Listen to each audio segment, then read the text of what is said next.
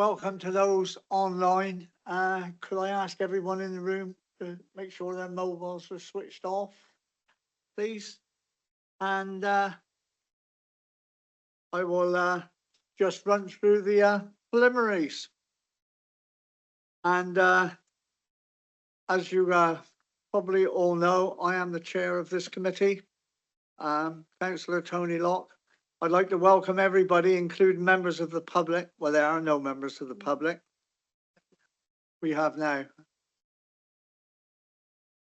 I've just been informed. Today's meeting will be run using the webcasting system via Microsoft Teams.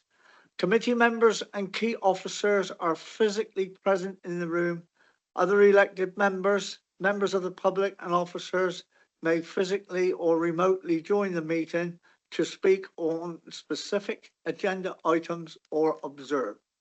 The agenda pack is available via ModGov or directly from the council website from the link which has been sent out to members. When you are invited to speak, please could you speak clearly into the microphone and state who you are for the benefit of anyone who is listening to the meeting so they can identify who is speaking. Please remember to turn off your microphones and the cameras when not speaking. For those who wish to see subtitles, there is a facility in MS Teams under the ellipse button called Turn On Live Captions, which provides subtitles on the screen. Please be advised that the meeting is being audio-video recorded. As the agendas are now viewed electronically, could I kindly request that members and officers, and please don't forget, refer to the page numbers from the published agenda pack to assist all present in finding the appropriate information. Finally, there are no planned fire drills today, and in the event of a fire alarm, please follow the fire exit signs and congregate outside in the rain if anybody present might need assistance in exiting the building. Then please let one of the Democratic Services team know. Sorry about that little joke, but it's raining quite hard here outside. Right, moving swiftly on. Item 1, apologies for absence. I have one or two apologies, which I will read out, and if I miss any, the clerk will state. Firstly, Councillor Andy Saunton, he's away on leave. Philip Hahn, personal. Andy Kendall, though he's online, he is going to a funeral and he doesn't know what time he will be going. Wes Reed, who's away for personal reasons. There is a Michael Dunk, who's not with us, and Martin Well, online. Good afternoon, Martin. Right. Afternoon, Chairman. Sorry, I had with every intention of coming this afternoon and indicated such. Bit of an emergency at home and on my area, so I'm now online. So I apologize for that, but I will be listening intently. Do you ever not? Thank you, Martin. Right, minutes of the previous meeting, pages 13 to 18. Is it your wish that I sign those minutes as a true and accurate record? Thank you very much. You'll deal with that at the appropriate time. Thank you, Claire. Declarations of interest.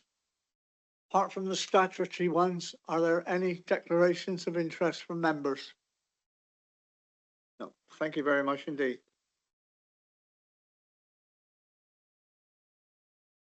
There have been no public questions submitted. Is that right, Claire? Thank you very much.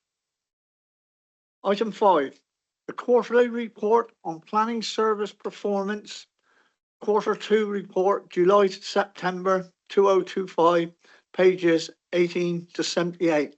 And I will hand over to Alison on my left, who will take us through the report and answer any questions you may have. Thank you very much.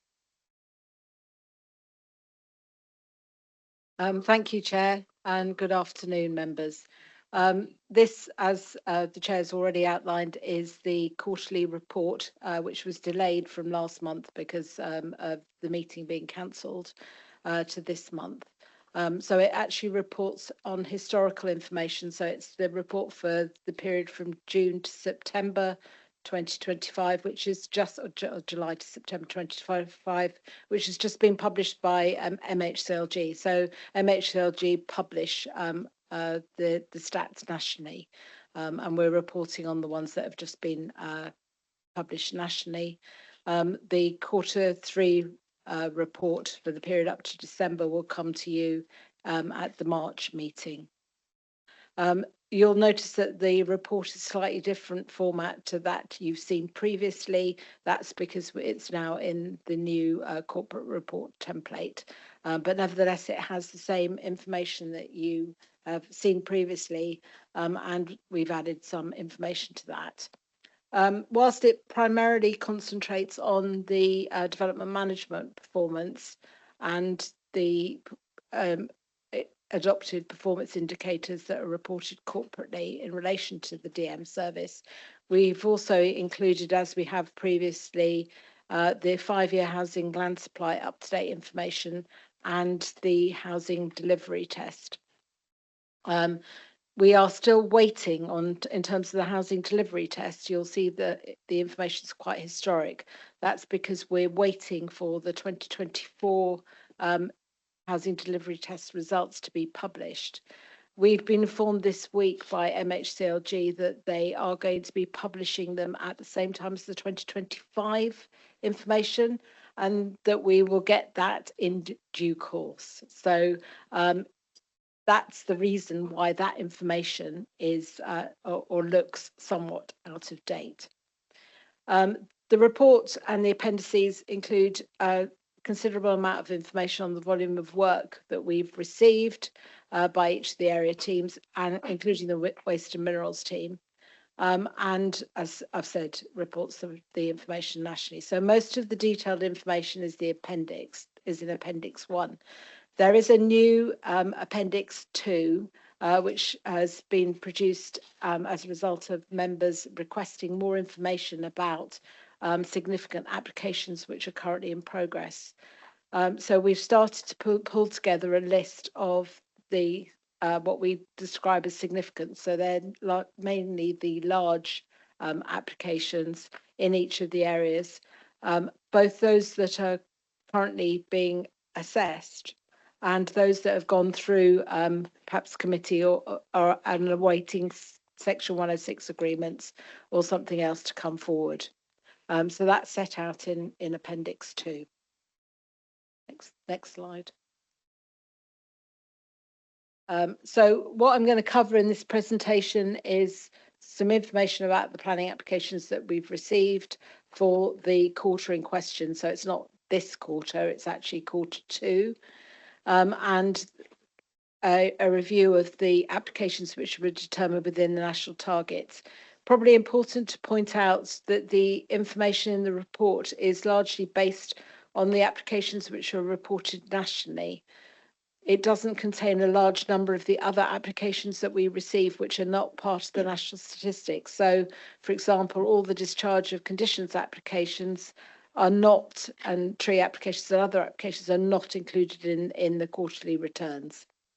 I've included also some information about pre-application inquiries and our performance on decisions, and some up-to-date information on enforcement cases which are on hand or resolved. Slide. So this just shows you the pattern of applications received by quarter. Again, this is just the applications which we report nationally, which is only a proportion of the work that we receive in service. And the different colours coded are for the different areas and minerals and waste. Obviously, the minerals and waste line looks very low, but that's because of the small number of applications that we receive. We are seeing about a steady position in terms of applications received, and that is perhaps different to what is being experienced nationally, where there has been a drop off in the number of applications nationally. Next slide. Members will recall that because and we've reported previously to this committee that the applications on hand exceeded the work being received and determined, and therefore the council was operating, or the planning authority was operating with more work in hand than we should. So the decision was taken to go through a prioritising decisions period, which we ran for 12 weeks from the 27th of July through to the 17th of October. That was primarily to seek to reduce the officer workload and get the service back into a more steady state, so that we had less failure demand and less complaints about delays in making decisions.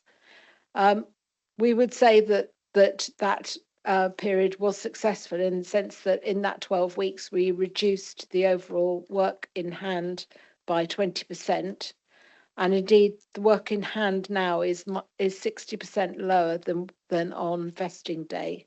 So when we became a new unitary authority, we inherited a considerable backlog of work from all of the legacy districts and the county. And we have been working to try and reduce that ever since. And as you can see, it's 60% lower than on vesting day. And you'll see in a later slide what that means, because we're now reporting corporately the work on hand compared to the work received.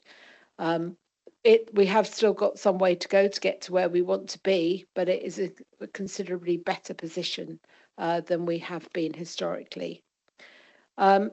We have also been successful over the last year in improving our staff retention.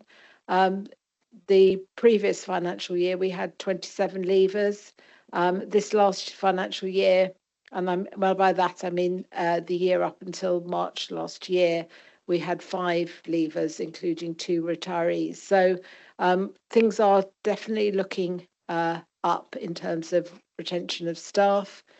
We have now got recruitment and retention allowances in place for all of the staff within the professional planning officer staff within the development management service. And we have been, since those were in place in the summer last year, we have been through a recruitment campaign, and we have had some success in filling some of the vacant posts, and some of those have recently started. We haven't filled all of the vacant posts by any stretch of the imagination, and we are about to go out to a further recruitment exercise. I'm hoping it'll go out either tomorrow or the beginning of next week to recruit to the outstanding vacancies. We have put together some kind of additional marketing information to try and attract staff, but we are aware that generally there's the ratcheting up of salaries in the planning world because of the national shortage. So we're hoping that we will nevertheless be successful. We're using also a talent spotter service, so that's like a kind of bespoke headhunter service. It's run by another local authority, so it's a public sector body looking for staff for other local planning authorities. They primarily operate in the built environment world. That has been partially successful in us achieving recruitment, and we're continuing to use that service. It's a payment by results service, so it's not costing us anything to keep it going. We're also obtaining staff through the public practice scheme run and supported by MHCLG. We've been very successful, and we've got a number of associates that have come through that route. That was very much about trying to get private sector people with built environment experience into the public sector. And we have got a number of posts that have been filled in that way, and we're hoping to fill some additional posts through that scheme as well. We're also taking part in the Pathways to Planning scheme, whereby there are some centrally government funded posts to put graduates through training programs, and we've applied for 3 more posts for this September. So all of that has led to a better, we believe, an improving service, and we are, engaging in trying to make sure that we have a more consistent approach across all of the area teams, and we've been doing that through the building of team charters. We've also introduced a much more rigorous performance management regime through the one-to-ones, and making sure that applications don't get stalled and are progressed. And as I'll report later, we've updated the corporate performance indicators to include some more information. We're also working with colleagues across the place space to deliver a fit for purpose IT solution. So we have had an outline business case for a place-based ICT system approved, and we are in preparing a final business case with colleagues, particularly in our regs and ops service, so to make sure that we have and are using the same databases for building control, land charges, environmental health, highways, etc., to make sure that we are all using that same information. So we're just going through some soft market testing and scoping for that, and hoping to get a project manager in place to help us progress that work. At the same time, within the development management service, we are this month and next month going to be undertaking some process mapping of the current systems to see what short-term efficiencies we can identify and put in place pending a new IT solution. And obviously that work will also help us to inform what we need in terms of the final solution. Next slide. So this just shows you what the picture was back in, through historically, in terms of applications which have been received, those which have been closed, and those that are on hand. For those of you looking at the main report, this is on page 24, I believe, of the main report. If you can't see the screen, but what that does show, and it's the green figures particularly to look at, is a decrease in the outstanding applications on hand, and you'll see it was very high, and that's how we get calculated the 60% reduction since vesting day.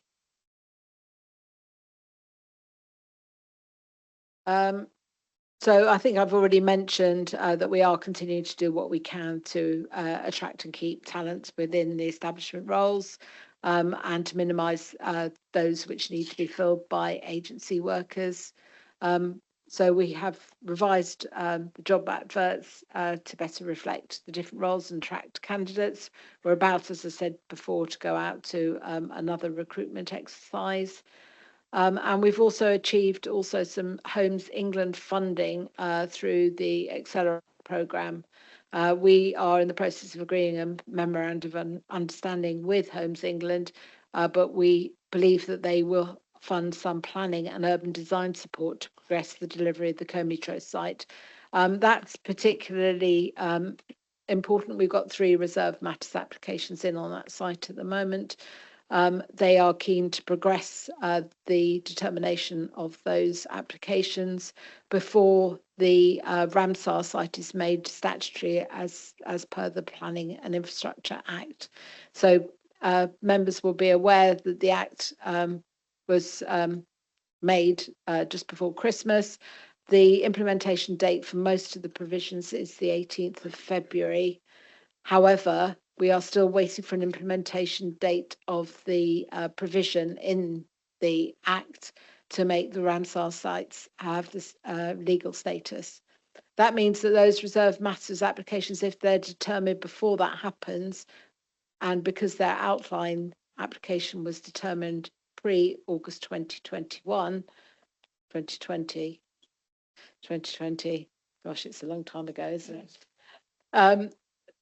Because they were determined before August 2020, when we got the letter from Natural England, they, as a result of the CG Fry judgment, do not need to provide mitigation. So there is a window for those applications to be determined. We don't know how long that window will be because it depends when the provisions are enacted and whether or not there are any transition arrangements. So we're waiting to hear about that, but we are getting some additional funding to help support that process. Some of you may also have been made aware that the government is offering some funding for development management for local planning authorities. We've been invited to put in an expression of interest by next week. It's not clear how much funding will be available. We're just being asked to indicate our interest in that. So I will be submitting on behalf of the authority an expression of interest. Next slide. So this just shows, and I think it's on what page of the report? I'm just trying to see what page of the report it is. It's on in Appendix 1, sections 1 and 2 from pages 31 to 35. This just shows you the applications determined compared to the national targets. As I say, members will be aware that we are monitored by MHCLG against targets which are set nationally.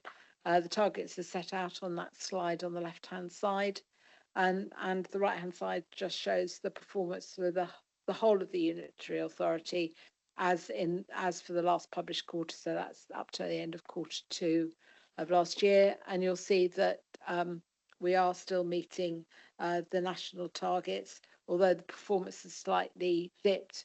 We think that may be partially as a result of the prioritising decisions period, where we were trying to get and reduce the backlog, which will have impacted on the figures.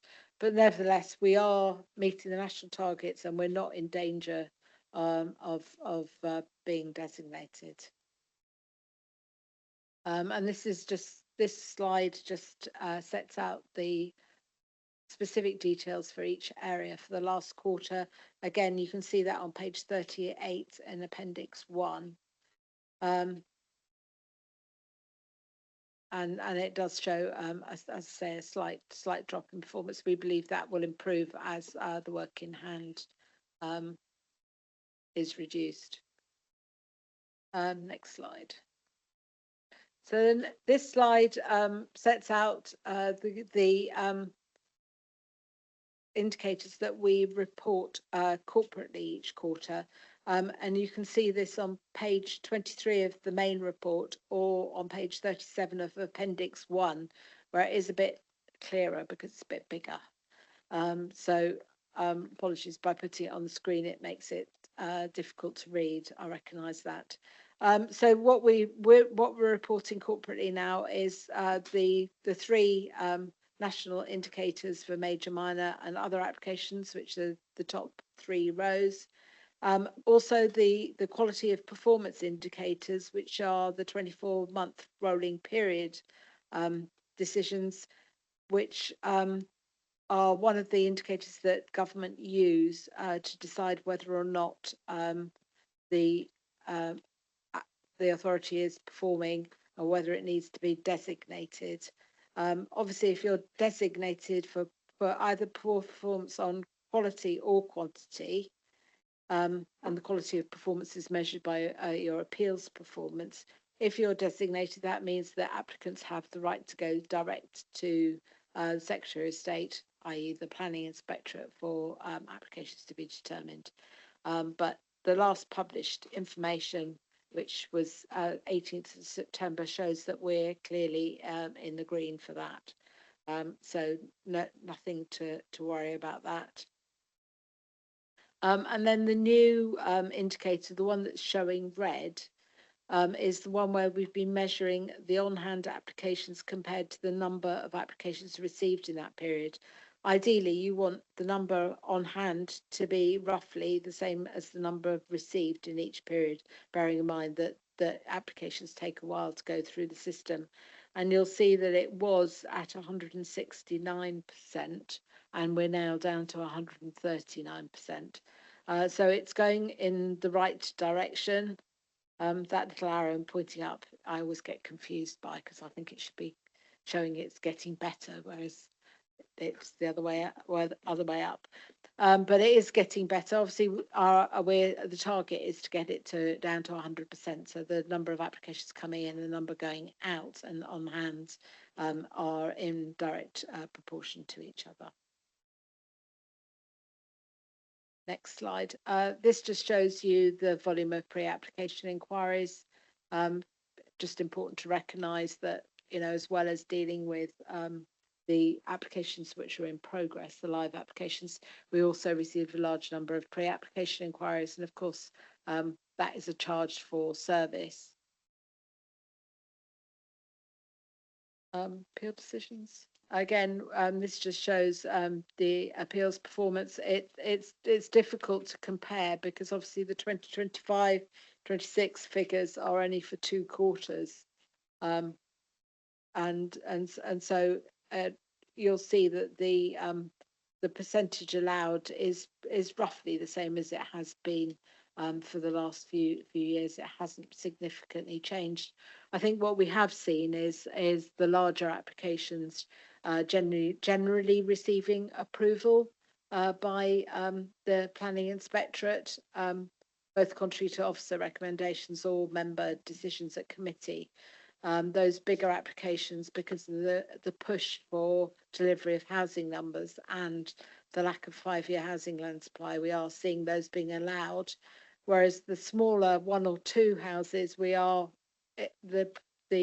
decisions seem to be fairly consistent with the historical pattern.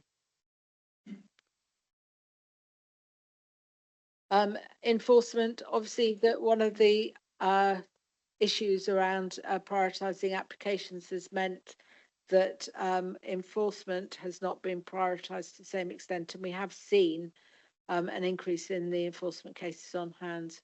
I am pleased to say that we have just last week appointed an additional agency officer to enforcement, but like planning, we have experienced real problems in getting permanent staff into posts in enforcement. It's the same issue as for planners. Because of the council's financial position, we've had to keep, in order to appoint agency staff, we've had to keep some posts in that enforcement team vacant. And obviously that has also impacted on performance. We've also had a number of high profile cases, which I'm sure Leslie can go into in more detail if you need to, which has obviously taken a lot of resource away from dealing with the day-to-day work of the enforcement team. We are also going to be using the proceeds of Crime Act. We've just about to commission an external company to help take forward some proceeds of Crime Act cases. So we haven't neglected, I wouldn't like members to think we neglected it, but we are strictly taking the approach of as set out in the enforcement policy in terms of triaging enforcement cases. Next slide. So yeah, I've reported 1 additional agency enforcement officers in post to help start reduce the backlog. We are recruiting permanent staff, and they will form part of the advert. We are, as I said, triaging complaints made, or enforcement complaints received in accordance with the adopted enforcement policy. We would ask members, if they've got enforcement complaints that they want, to make sure that they use the e-form to ensure that we get the sufficient information to enable effective triage, but also to be able to then take action.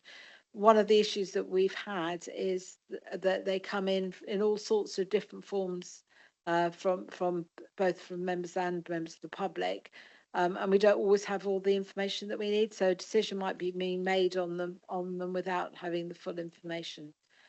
We have updated the website with additional information about the enforcement service, and as I said, we're outsourcing to a specialist company some of that work, particularly around fly parking. Next slide, please. So just to summarise, we've seen considerable improvement in reducing the applications on hand, and we are continuing to put measures in place to further reduce that. We've made changes to improve some ways of working for agents, applicants and officers and improve efficiencies. We have, for example, updated the validation guidance and put more information onto the website. We are now monitoring and managing inquiries and complaints through an IT system. We are trying to make sure that all of them get funneled in that way, and so that we can make sure that responses are given. The scattergun approach of sending issues to all and sundry isn't helpful for us, because it means that a number of people are dealing with the same issue without it being centrally logged. So we are now pushing all of those to the iCase system. I think the prioritising decisions period and the work we've undertaken means that we now understand where the blockages are to getting applications determined, and we know that there are issues with getting timely responses from a number of our internal consultees, particularly highways and ecology, and we are continuing to work with colleagues on that. Both those teams are also experiencing recruitment and retention issues, and that has impacted on their ability to provide the service I know they would like to provide. But we are trying to work with them to try and ensure timely responses. And we've done a lot of work with our legal team, so that all of the Section 106s are now being outsourced, and they're being monitored and managed. So we hope that when those feed through the system, that will considerably reduce the work in hand as well. I think that's the end. Thank you for that, Alison.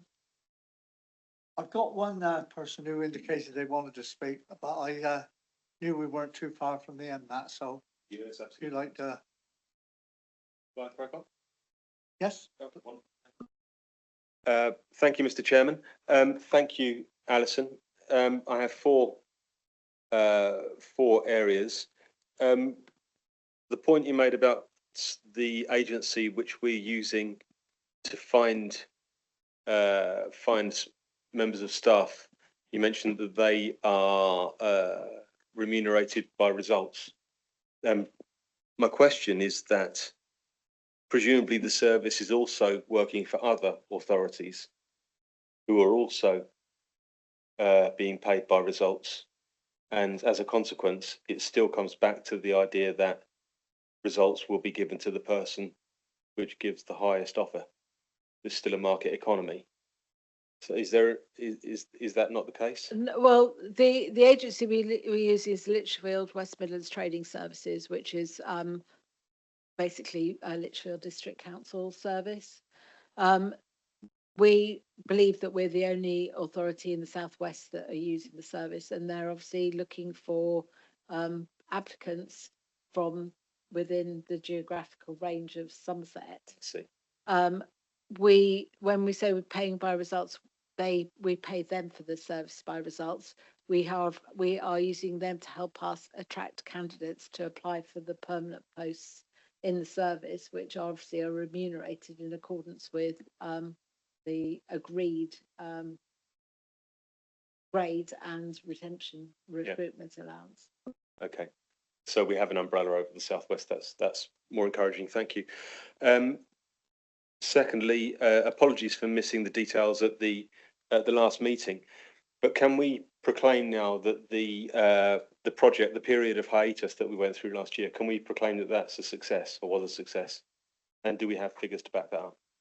Yes, we do. As I did, I think maybe you missed it. I missed But the reduction through the 12-week period was about 20% in Good. terms of the applications on hand, and we've reduced by 60% since vesting day. So it was that 12-week period obviously accelerated the reduction, and it also helped us to understand where the other blockages and issues were in terms of us being able to make sure that going forward we could be more efficient and effective. So that's resulted in us doing a lot of work with the ecology and highways and LLFA teams in particular to try and make sure that they can provide their input in a timely manner. There are still issues because they are under-resourced and they're struggling to recruit staff. So I won't pretend that we fixed it, but we now at least understand where the blockages are. Right, so two things from that. Yes, it was a success from a purely numbers point of view, and we can take away lessons from it. Fine, thank you for that. Third one, apologies again. Please, could you qualify once more the meaning of the phrase "work in hand" with regard to these topics? I did ask you once before, and I've completely forgotten what you meant. So the work in hand is the number of applications that we've actually got on our books at any one time, as it were. Any active application? Any active applications, yes. Okay, that's good. Thank you. And the last one, with regard to finance for staffing, for planning and enforcement, has a case, or could it be that a case could be made to the exec to extend our budget in order to increase our offer to potential candidates and make it more attractive? Well, that was the exercise we went through last year, and we got considerable recruitment and retention allowances put in place as a result of that exercise. We would have to, ahead of any pay and grading review, which is what's happening at the moment corporately, we would have to go through an exercise of benchmarking and seeing what other salaries other authorities were paying for similar roles. The one area that we haven't got those allowances in place for is the enforcement team, and that's probably where we now need to concentrate. Good. So, I mean, I've offered them 17,000, which they seem reluctant to accept. So maybe if they take my 17,000, we could afford another half a person. Yeah. That's great. Thank you very much. Just before you start, Martin, I got you.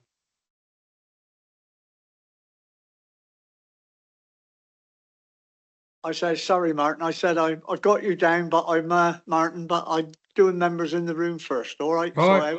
Okay. Okay. Thank you. Okay, thank you, Mr. Chairman. I'd like to talk about the appeal success, because there seems to be a slight disconnect. If I'm reading the report right, our figure for dismissal is 61%. And if you look at the last 2 years, I've run some numbers. The North was running at 86%, then 73, which is well above. You then go to East and it's 64 to 44, which must be below. You go to South is 38 and 61, which is also got to be below. And also the West is 44 and 66, which is borderline. So that seems to be, sorry, can I just go back? Because I'm then referencing page 37, and I don't understand the connection between the table or the KPIs on page 37 and what the stats are showing. Because the quality of performance over 4-month rolling period, something to be within 10% of the target. So the target is 61, but the points, I don't understand what the 0.6 and the 0.7 green are. So there's concern about the overall direction of travel in terms of appeals, but I don't quite understand how it matches this. I wanted to also have a question about pre-apps and just a small point about the layout of the report, but if I can come back to the pre-apps in a moment when Alison's considered the appeals things, Mr. Chairman. So, Unless he carries on. so nationally, about 60-ish% of applications nationally are dismissed. Yeah. And about 33% are allowed. So that's the national picture. I'm not sure that. I mean, what I've showed up on the screen was the overall performance, and obviously we're monitored on the overall performance. So the overall performance is given that it's only 2 quarters and it could be skewed by the fact there's a very small number relatively of appeals generally. I would say we're within those targets. As I reported, I think what we're seeing and what I've seen from, and this is anecdotal because we haven't managed to do full analysis, but what I've seen coming through, and I do see all the appeal decisions, is that it's the bigger ones and probably the ones that you're more aware of that we are losing at appeal. The smaller ones, I would say the performance is the same as it's always been. The 1s and 2s, we still seem to be being successful. The inspectors are paying more weight to the 5-year housing land supply on the bigger applications, because obviously it makes a bigger contribution to housing supply. So that's what I would say to that. We are doing some more work around looking at the appeals and generally about the appeals performance. In terms of the corporate indicators that we're reporting, that's based on what we have to report nationally. It's historic. It goes back 2 years prior to the period that we're kind of considering, and then adds another further 9 months, because of course it has to take that time to go through appeals. So it's monitoring something very different. Right. I'm happy to Well, send you an it email. comes in the 25-26 column, that's all, 0.7. I just wondered what the 0.7 referred to. Yeah, you can.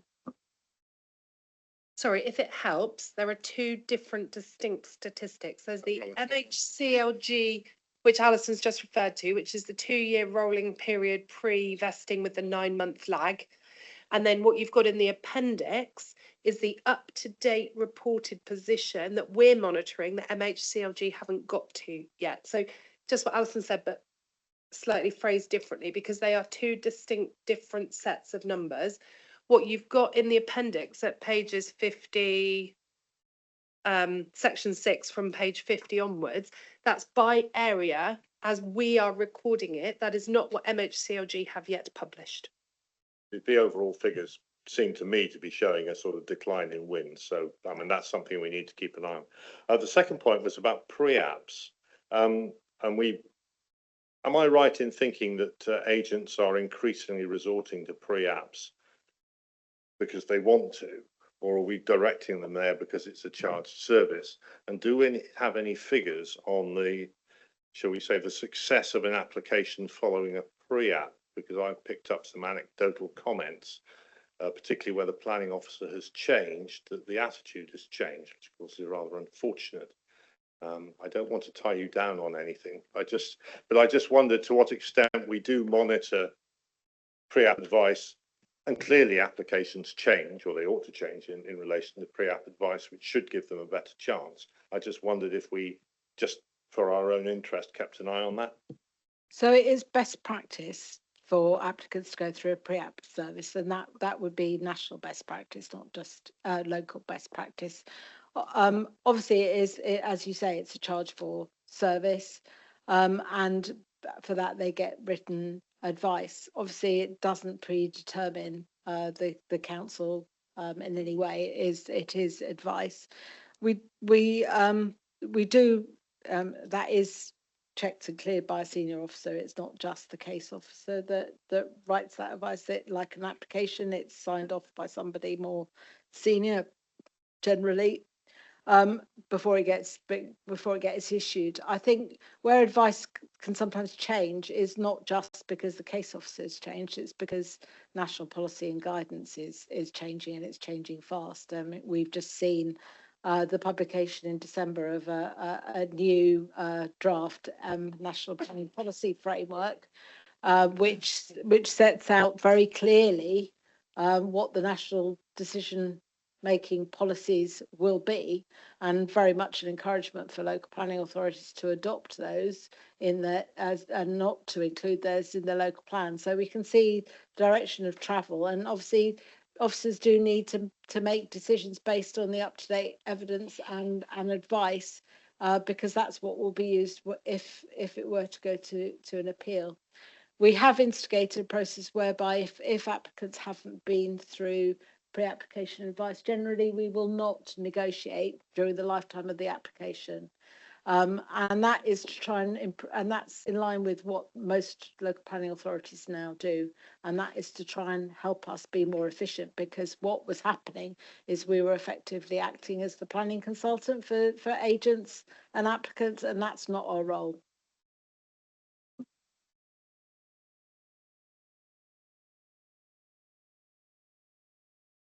Is also there is the safeguard against. And Helen said what I've heard mentioned before by planning officers and officers elsewhere when we was at the districts with the pre-applications. We've got a safeguard against them using our officers to redesign their schemes for them. That's what we're not there to do.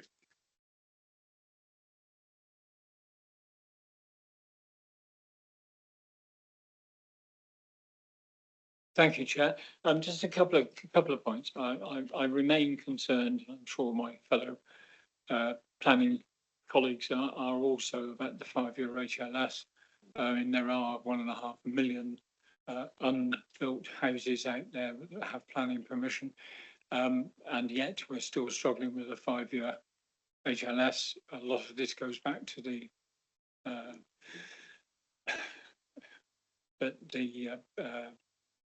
end case and nutrients, and we are struggling to get up to the numbers we require.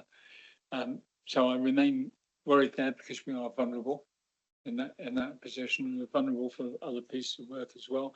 So I don't know whether you've got a comment on the 5-year HLS. My other questions are around the staff vacancies. Now, are we using apprenticeships to try and fill some of those, please? How many vacancies are we currently carrying? And the new local plan update with a view to the new NPPF document, which I'm still trying to wade through. I haven't got through it yet. I'm still trying. Okay, a lot of questions in there. We've got about 17,000 permissions across Somerset, which are not being built out. I think in relation to the housing land supply figure, the main factor which is impacted is the uplift in the housing requirement for Somerset. So it went up by 41%. But for that, we probably would be getting close to having a 5-year land supply in most of Somerset. We're still being monitored and measured against the old district plans. In relation to the local plan, work is progressing on that. As you know, we've been out for the call for sites, and we're hoping to publish that evidence base for people to see and to see which sites will be taken further forward for further assessment shortly. We are still expecting a local plan regulations, so there is a new plan making system that the government and the previous government indeed were progressing.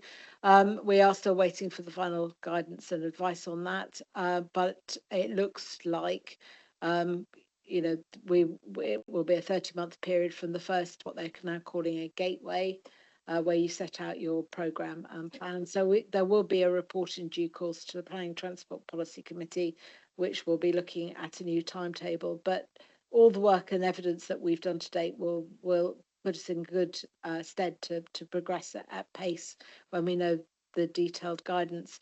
We have also actually been invited to put in an expression of interest for some funding to support plan making as well. It's not very much money, but every little bit helps. Yeah, exactly. So we are, again, the deadline for that is next week. So we are doing that. In relation to your comment about apprentices, yeah, well, through the Pathways to Planning programme, we are taking advantage of that as far as we can. There's a limit to how many graduates, apprentices you want at any one time, because they need quite a lot of mentoring and support from senior officers, and it's the senior and principal officer levels which we are particularly struggling with to recruit to.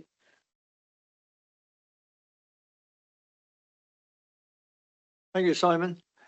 Martin,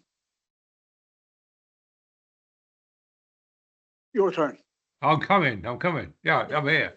Yeah, what it was, the various meetings now, we've had these, been told that they're trying to put the systems together, and I appreciate it must be a real nightmare of the various IT systems for planning.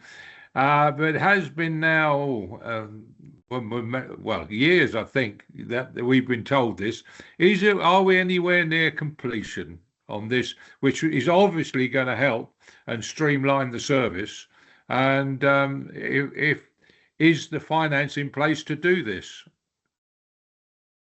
So you're quite right. A new IT system would significantly improve the efficiencies.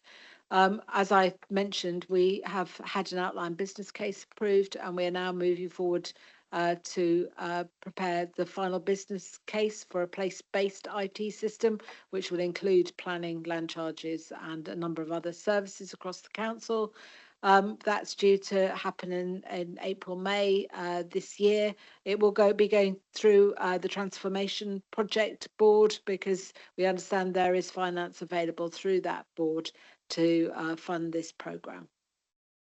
Yeah, thank you. That worries me, considering the budget coming up and the problems with budget, that this is still a priority, or if not a priority, at least is budgeted for. And I suppose it's up to us to make sure it is. Yes, I mean, after we had hoped immediately after vesting day that planning would be one of the projects that was taken forward immediately, but we were usurped by Revs and Bens, which took priority. So we've been waiting patiently, and we are well aware, not least because we continually have problems with all of the legacy ICT systems. We're well aware that it is absolutely urgent. Thank you, Alison. Thank you, Chairman. Thank you, Martin. Sorry. Carry on. Alison, could you just explain what the problems with the IT systems are? It seems to me we've got 4 planning areas, 4 sets of planners. And one of the reasons given when you had your 3-month shutdown was, but the planners from here need to go over to that area over there, and they're not familiar with the systems. That doesn't strike me as being 100% rock solid reason for changing the whole IT system in the county. I'll pass off to Helen for the detail, but I will just comment that we have got 6 different legacy ICT planning systems. Most of them are very old. They are not supported anymore by their host. So the only upgrades we get are the ones are legally required by statute. So we're operating on patchwork, and they are not fit for purpose anymore. They don't operate in a user-friendly way. They cause a lot of inefficiencies. They cause a lot of workarounds. For example, representations that are received from members of the public have to be scanned into the system. They don't automatically go into the back office system. Any modern system, they would just go straight in, and officers would not have to be, physically scanning them in and putting them and uploading them onto the website. So there's a lot of improvements that can be made, which would significantly improve the systems and the way in which they're operating. They're all different. And, as an officer going into a system, you have to learn how the idiosyncrasies of that particular system. So it's not easy to move staff across from one team to another to handle it. In addition, we need licenses for all of the systems, which we have to then apply for, and there's a limit to the number we've got. So that also makes it tricky just to be more mobile and to move staff around.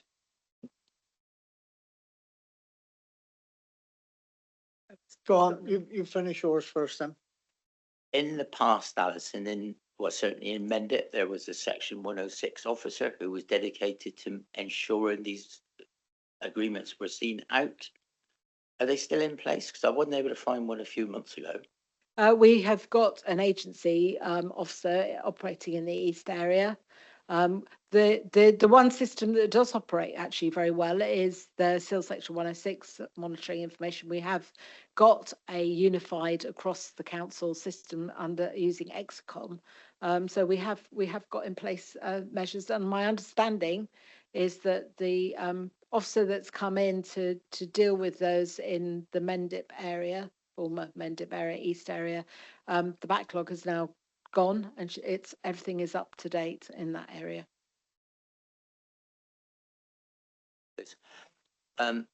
I've seen the name Bill Cotton that goes around has been brought into the planning department. What exactly is Mr. Cotton's job going to be? That's a very good question. I suggest you direct that to Chris Hall.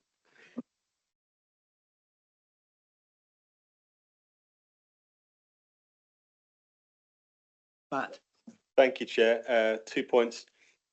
The first one, is there a technical document outlining the problems with the integration of the planning IT systems? I mean, I share, all the guys around this table have been knocking around planning for a long time, and we've all heard this story for a long time about the integration of the systems from back when we were districts. Is there a technical document that outlines this?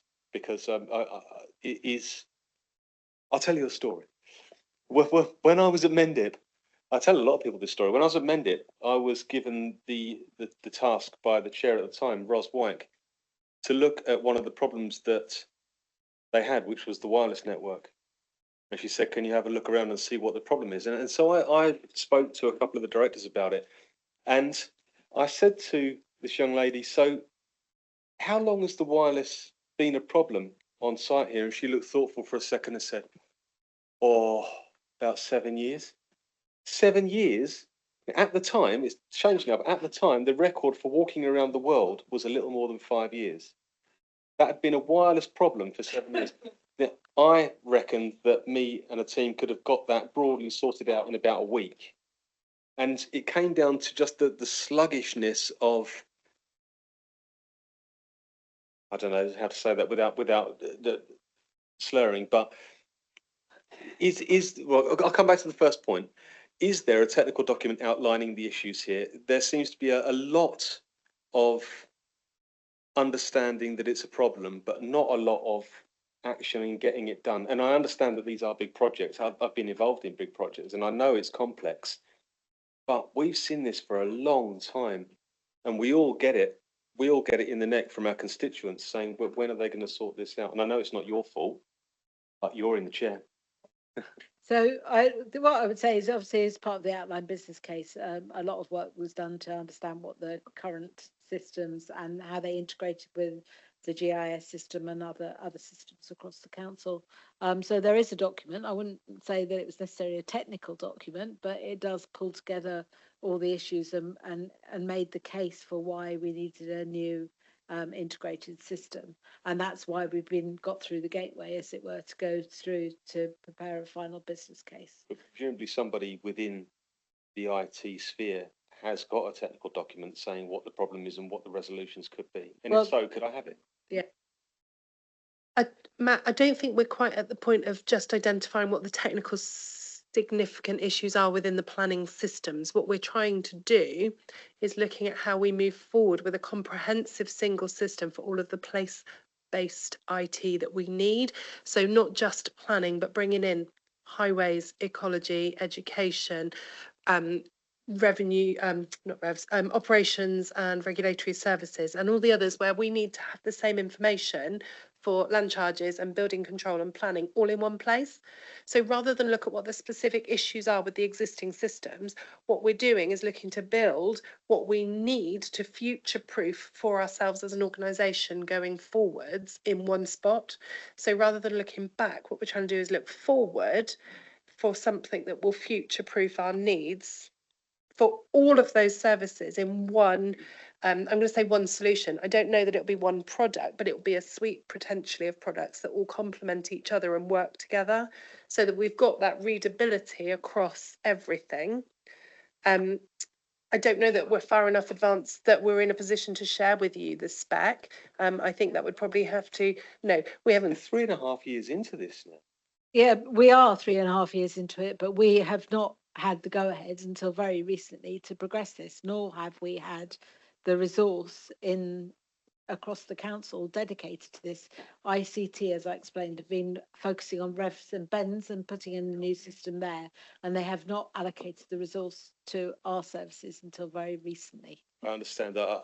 I feel your pain and I appreciate that. But I think, Chair, I'd like to put forward the proposal to whoever might be listening out there that I would like to be on the audit board or any oversight board for any such thing that comes forward. I think this is interesting personally, and I think it's something that needs more of a focus now. And I feel your pain again, Alison.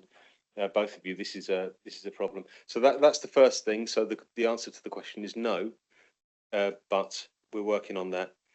The second one isn't actually to do with the points that you raised, but it's a broader Somerset thing. Agratas have expressed an opinion that they're going to build a campus for 500 people near the Gigafactory. Are they going to ask us about this? That's news to me. Oh, okay. And we do meet with them very regularly, so I will, if you've got more information, I'm very happy to pick that up. Okay. Yeah, lovely. Thank you. Okay, right. Rather than keep going around and around, I'm going to go back to Martin because this was only a short question to start with, and make him the last contributor to this thing. So over to you, Martin. Thank you, Tony. Actually, it's a comment. I'm afraid it probably won't help with the discussion, and I'm glad I raised it because it needs raising. I'm sad to say that I'm of the opinion that ever since we became the new authority, planning has been the Cinderella service. I thought it at the beginning. It seemed to be left, and with this the IT problem is a typical example of the fact that we in planning, all of us in planning, have been rather pushed to one side. Now, I'm sure someone would deny that, but that's the way it appears. And I think as an authority and as a strategic planning committee, we really ought to be pushing someone on this. It's gone on too long. It's making the difficulty for the service itself, and it's making a difficulty for all of us. And we really ought to get on top of this now. That I don't know whether that could be minuted in a better way, and this isn't a political point. This is a matter, as you know, Tony. You and I have been doing planning for years and years, and the frustration over the last few years has been intense. And anything that will help, like a new properly integrated IT system, should be put in place as a matter of urgency, frankly. Thank you for that, Martin. I'm not going to throw this open and let everyone have a debate free for all. I'm sure the officers will pick up something from what you've just said. But yes, you are right. I think planning has been very underestimated from before day one, before Festing Day, and I will leave it at that. And things have to be done now. I mean, I'm just going to say it's encouraging, though, that from my point of view, that the 12 weeks trial has achieved what it has done with a reduction in applications. But I've sat in on a couple of things online when I've been able to get in with the IT, and that's IT again, highlighting that some of us even struggle to get in to the meetings. And unfortunately, where planning is so widespread, county-wide, all the areas, every councillor have got a perception that it's their area that has to be dealt with. And it's until they realise that things have to be prioritised and collated and done correctly, it's not going to work. But I think we've got a lot of information there. I'd like to thank Alison for her report. But from this committee's point of view, I think there's a lot of good points which I hope officers will pick up, because if we feel they're not picked up on when we come to signing off the minutes next time, we will say so. But I would just like to mention to Claire that for us to do our little bit, and I say our little bit, next month we have got some training sessions, some site visits. Yeah, I know, it's coming round quick.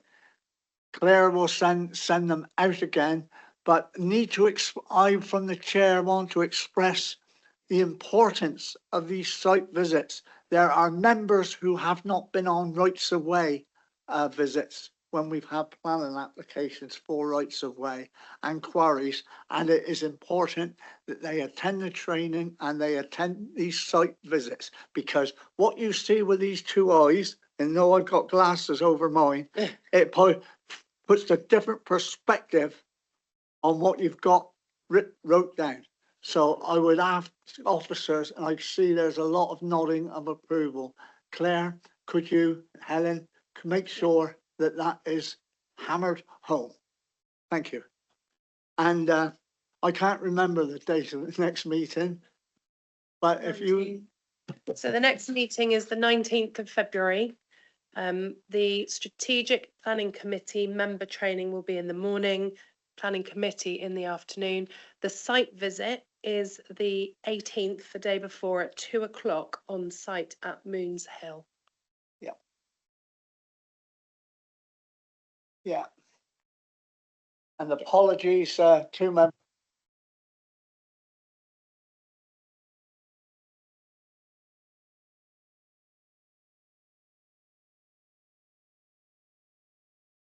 Tony, you muted yourself after a Sorry. How long's that been off? Just I would just say that I apologise for the non-show of the Blue Anchor application, Dunster, but no choice but to defer it because something was overlooked which could have been detrimental to this authority. So that is the right decision. But please, I implore all members to come to the training and to the site visits. They are important and irrespective. Thank you very much, and thank you for your attendance this afternoon, and thank you for all the points raised.